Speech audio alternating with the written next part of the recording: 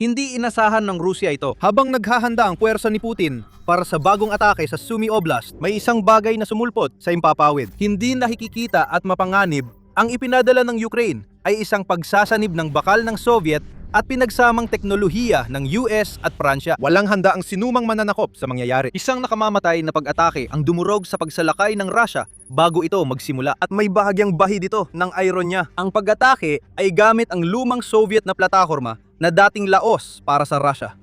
Pinatunayan ng Ukraine na depende sa tumitingin ang pagiging laos. Kapag Ukraine ang tumingin, nagiging bago ang luma. Ang dating inakalang walang silbi ay naging nakamamatay na demonyo sa himpapawid. Pumunta kami sa baryo ng Rajivka. O mas tama, ilang kilometro ang layo mula sa baryong yon sa Sumy, kung saan ang mga komandante ng Russia ay bumubuo ng isang plano. Isang pag-atake ang ilulunsad sa baryo. Isang malakas na pag-atake na sapat para masakop ang pamayanan. Marahil, may layuning gamitin ito para isulong ang mga layunin ni Putin sa Sumy. Mahalaga ang oblast na ito ng Ukraine para sa Russia. Matatagpuan sa hangganan ng Ukraine at Russia, matagal nang hinahangad ni Putin ang Sumy bilang isang lugar kung saan maaari siyang lumika ng buffer zone. Pinipiit ng Russia kamakailan na makuha ang zone na yon. Batay sa ulat ng UKRI Inform noong Abril 2026, tinatangkang sakupin ng mga puwersa ng bansa ang mga baryo sa hangganan. Sa perpektong mundo ng Russia, isang napakahabang linya ng mga puwersang Ruso ang aabot mula sa isang dulo ng oblast hanggang sa kabila. Tinitiyak na hindi na mauulit ng Ukraine ang kahiyang kontra-inbasyon sa Kursk noong Agosto.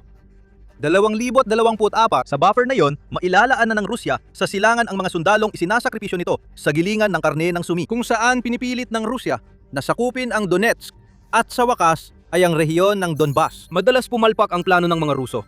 Habang naghahanda sila sa pag-atake sa Rajivka, binabantayan ng Ukraine ang bawat kilos nila. Binabantayan ng Ukraine ang kilos ng Rusya. Ang mga umaataking tropa na suportado ng strike at reconnaissance drone ay nasa likod lang ng hangganan sa Chukino, bahagi ng rehiyon ng Kursk. Nakita ito ng Ukraine habang nangyayari, posibleng sa tulong ng satellite imagery na halos kasimbilis ng pagkalika nito na ipapadala sa mga puwersa ng Ukraine na nagpapabilis ng kill chain ng bansa ng 70%. Habang gumalaw ang mga puwersa ng Russia, naghanda ang Ukraine ng kontra.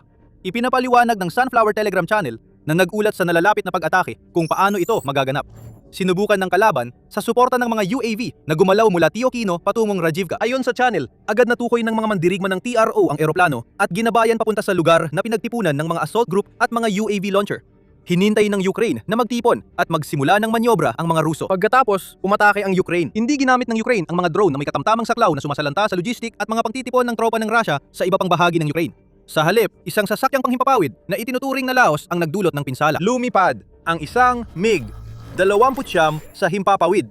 Kung iyon lang, baka hindi naging problema. Pero ang eroplanong ito mula nung panahon ng Soviet ay di balak pumasok sa abot ng mga gustong sumakok. Nanatili ito sa ligtas na distansya. Mula ron, pinakawalan nito ang lakas militar ng US at Pransya laban sa mga sundalong Ruso. Ang MiG-29 ng Ukraine ay gumamit ng US GBU-39 small diameter bombs at French ASM hammer bombs.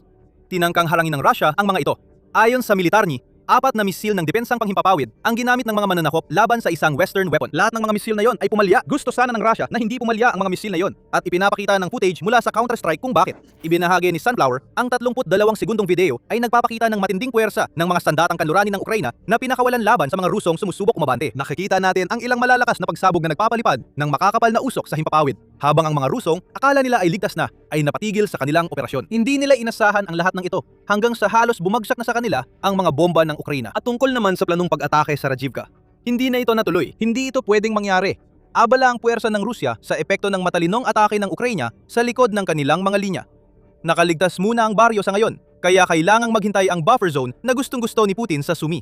Kung mabubuo nga ba ito? Ayon sa United 24 Media, ang target ng pinagsamang lakas ng Soviet Steel at Western Firepower ng Ukraina ay ang ika-1427 na Motorized Rifle Regiment na kilalang nag-ooperate sa kahabaan ng Hilagang Hangganan sa paligid ng Sumy. May magkahalong kasaysayan ang regiment na ito noong Marso 2025. Nasangkot ito sa tagumpay ng Russia. Nakapasok ang mga sundalo ng regiment sa Veselivka at itinaas ang watawat ng Russia. Tuwang-tuwa sana si Putin doon. Para sa leader ng Russia, ang pagtataas ng watawat ay parang tunay na tagumpay na rin. Magagamit ang mga larawan at video para palakasin ang propaganda ng Russia. Mukhang totoo ang okupasyon, pero kitang-kita rin ang kapalpakan ng regimentong ito mula noon.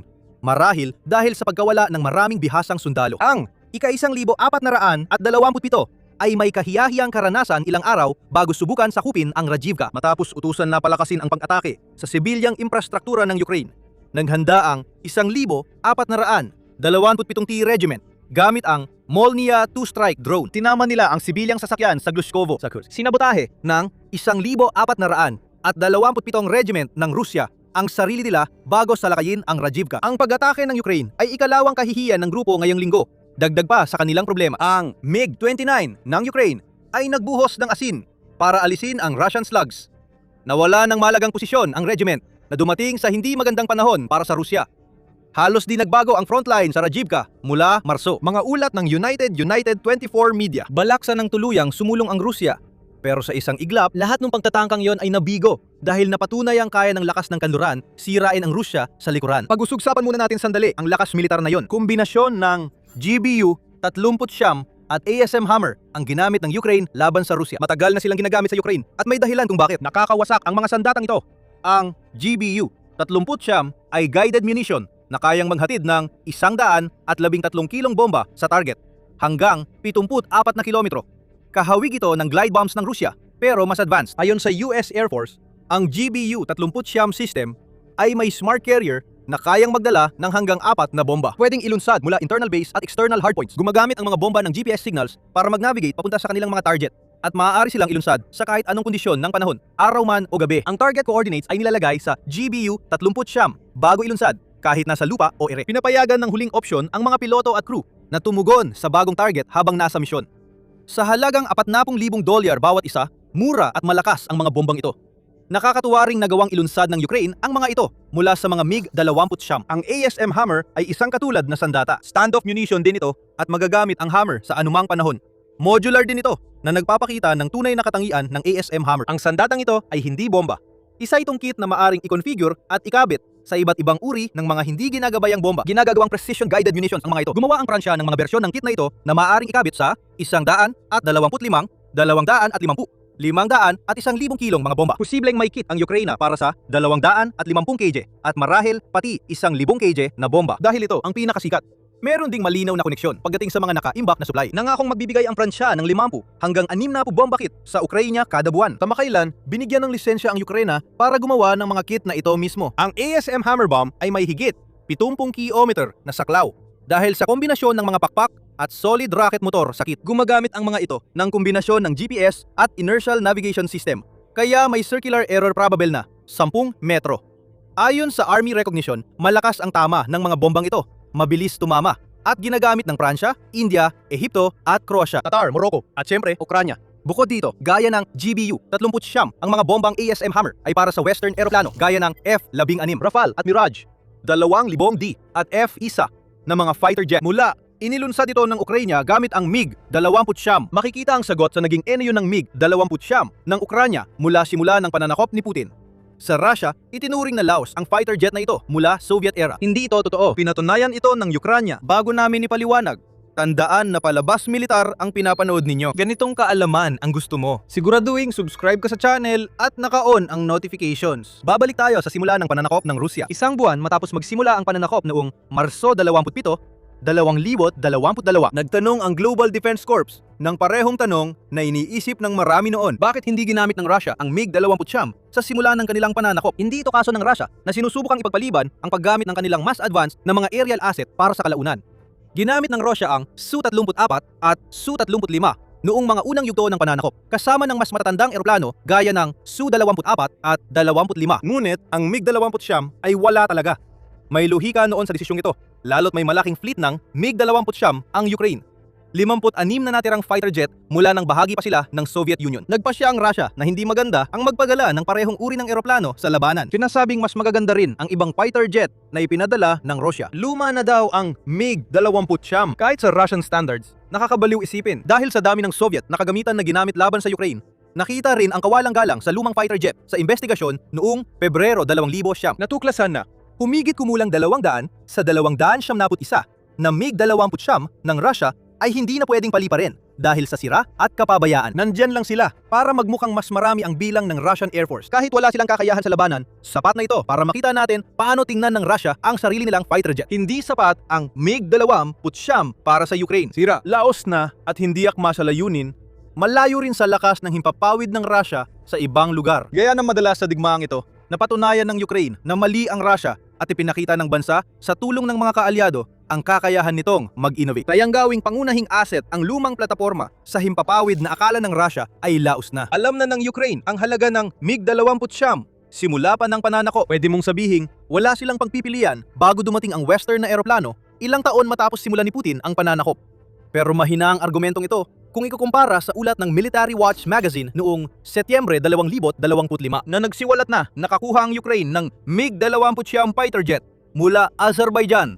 Inalis na ng bansa sa Caucasus ang mga ito sa serbisyo. Nakatanggap ang Ukraine ng MiG-29 mula Poland at Slovakia sa gitna ng digmaan na nagpapakita sa atin ng isang mahalagang bagay. Alam ng Ukraine ang importansya ng mga fighter jet na hindi pinahahalagahan ng Russia. Bahagi nito galing sa halaga ng MiG-29 bilang asset ng air defense. Gaya ng sabi ni Militarny, ginagamit ng Ukraine ang MiG-29 para sa air defense sa buong bansa. Malamang dahil kaya pa ng mga eroplanong ito na pabagsakin ang drone at ibang projectile. Kahit lumana ang MiG-29, mas mabilis pa rin ito kaysa sa pinakamahusay na Shahid drone. At ang mga air-to-air missile na pwedeng ikarga sa jet ay kayang pabagsakin ang mga drone na yan sa isang iglap. Gayunpaman, hindi ganito ginamit ng Ukraine ang kanilang MiG-29 malapit sa hangganan ng Sumay.